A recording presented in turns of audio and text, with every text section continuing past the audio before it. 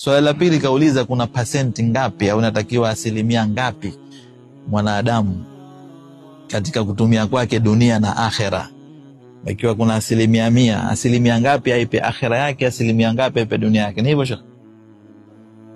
Asilimia kwa 100 uipe akhera yako. Asilimia 100 kwa 100 uipe akhera yako. Kwenye kuipa akhera yako asilimia 100 kwa 100, utajikuta unaipa asilimia 100 kwa 100 dunia yako.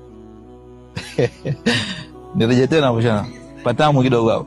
Ipe akhera yako asilimia 100 kwa 100. Ukiipa akhera yako asilimia 100 kwa 100, utajikuta na dunia yako inapata asilimia 100 kwa 100.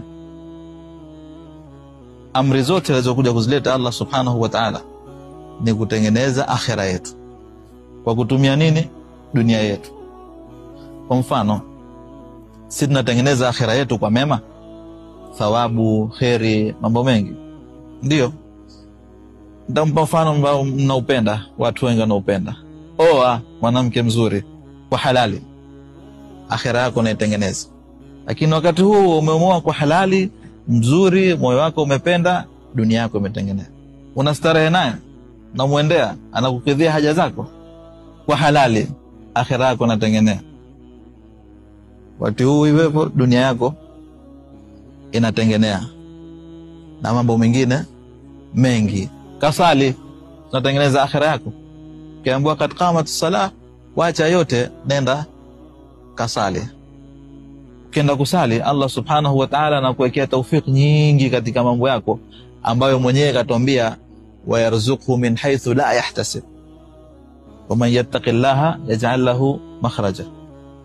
Wayarzuqhu min haythu la yahtasib. Waman yattaqillaha yaj'al lahu min amrihi yusra. Taqwa Allah ambayo ni kutengeneza akhera. Hakuna 50-50. Wala hakuna percent fulani kwa percent fulani, asilimia 90 akhera, asilimia 10 dunia. Kwa sababu ukisema hivyo, maana yake unajipa uhuru wa kutoka nje ya maelekezo uliopewa. Si raha ya dunia unataka? Basi kalewe, mimi nafanya yote lakini kwenye ulevi hapa kidogo ndo starehe yangu. Natoa zaka, nasali, nafunga, nakwenda nakaa vizuri na majirani, lakini kidogo maji hii asilimia 10. Hamna. 100 kwa 100.